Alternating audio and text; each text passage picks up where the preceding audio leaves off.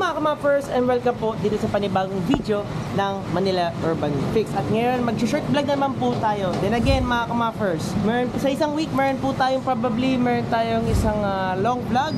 And most of the time, meron tayong short vlog. Now you might ask, bakit po short vlog na naman Allen tapos iisa lang ang iyong long vlog? Well mga kamappers, baka naman mamatay ako sa kakagawa ng long vlog every day. Inuulit ko mga kamappers, magde-daily vlogs po tayo. Okay? So, then again, short lang nga po. So, again mga kamappers, itong video na to ay papakita ko po sa inyo ang aking bagong bag. And nabili ko lang siya na naka-discount. And yung discount na yun, sobrang mura. And then yung shipping, 100 pesos lang.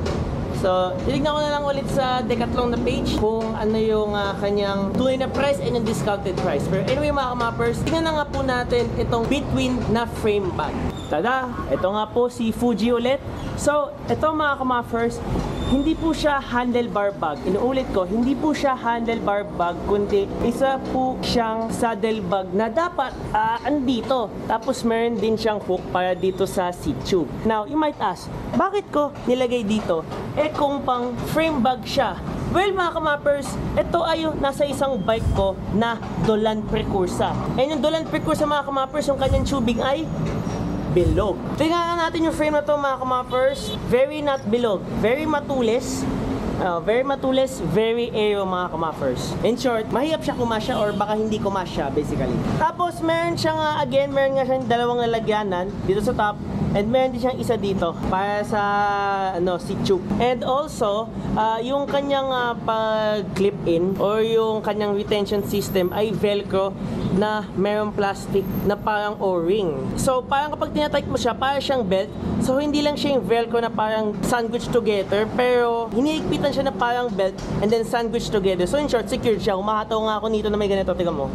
Ganyan lang yung galaw niya. And depende sa stem, hindi tatama sa harap ng head tube na akala ko dati tatama tapos magagasgasan tong Fuji, which is hindi naman mga kamappers. So meron siyang malaking compartment dito sa isa. Ayan meron siyang malaking compartment sa isa.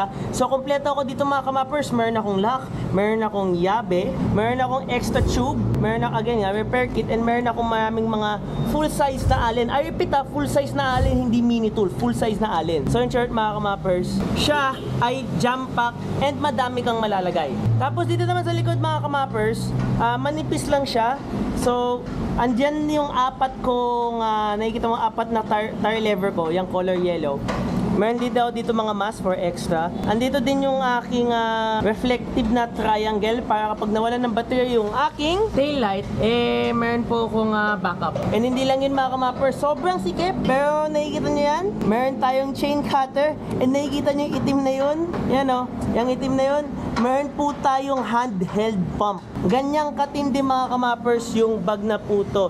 In short, talyer po to. Ilista ko po lahat ang nasa loob nito. Sobrang mura lang po siya, mabibili online. And of course, Decathlon. Maraming Decathlon na sa Pilipinas. And mabibili mo siya sa murang halaga. Hindi siya lalagpas ng 1,000. I swear to God. Hindi siya lalagpas ng 1,000. Tapos, nakasale pa siya yung nakuha ko. Sturdy. Pwede ilagay dito. Ilagay dito. Ilagay dito. Grabe mga kamappers. I really like this item. Ngayon, baka magtaka kayo. Allen, bakit ka naman nagdala ng talyer? Now, baka mga newbies to nagtatanong. Well, of course, since newbie, di natin pa din sila bash dahil baguhan lang sila. Pero kaya ako nagdala nito ay dahil I don't want to make my same mistake. Ano ba yung mga mistake na yon? Of course, unang-una na yon ay yung hindi nagdadala ng mga gamit para sa oras ng aberya, maayos mo ang iyong bike. Well, mga kamappers, may times ako na gano'n. Pasensya na. Kasi ang hassle magdala minsan ng bag. Ngayon naman mga kamappers, yung bag, dati nagdadala ako ng bag, kaso, in my opinion, sumasakit masyado sa shoulders or minsan lower back. And ang pinaka-ayoko is na-disgustion na ako one time dahil yung bigat ng bag parang, ewan ko, na-outbalance, inertia, I don't know kung anumang fucking physics. Yun ang nangyari mga kamappers. Sumemplang ako dahil parang yung bigat ng bag parang umurong ata paharap, suminto ko nun, then out-balance ako. May na-disgrasya ako. Tapos, meron din akong inner tube na instead na isa lang, like, yung patch kit nga. Kasi yung nangyari mga kamapers, yung patch kit ko pala, yung time na nabutasan ako, tapos yung patch kit ko, parang expired na pala. And hindi lang yun. Yung napagana ko na i-patch siya, nabali naman yung pito ng inner tube na nabutasan ko. So, nangyari, nawala na talaga ako ng options kundi umuwi ng magkokotse. Dahil walang malapit na bike shop yun. So, in short mga kamapers, meron din akong inner tube. Para kapag nasira man yung inner tube, meron akong panibagong inner tube. And kung mabutasan man, meron akong patch kit. And hindi lang yun mga kamapers ha. Bakit meron din chain cutter? Kasi mga kamapers, dati, in 2019, naputulan ako ng kadena and nanghiram pa ako ng mga vice grip and shit para lang maibalik ko yung kadena ko in its own place. So in short mga kamapers, I don't want to make the same mistake many times. Kaya nag-invest ako dito sa between na saddle bag and na-convert ko nga sa front bag or handlebar bag para sa times ng sakuna, hindi ako paproblemahin.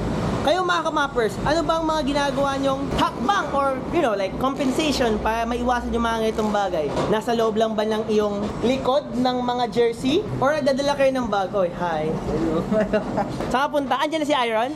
Ayan na nga. So magpo-photoshoot nga pala kami ngayon. So, bye-bye mga kamapers. I hope na nalupitan kayo dito sa aking bag. And then again, comment down below mga kamapers. Paano ba sa tingin nyo? Ang pwede pa ma-improve or mag-share lang kayo basically. Gusto sabihin nyo yung mga gusto nyo. Yun po mga kamapers. Bye-bye. Ang saya ko ngayon. Back to vlog. Let's go. Bye-bye.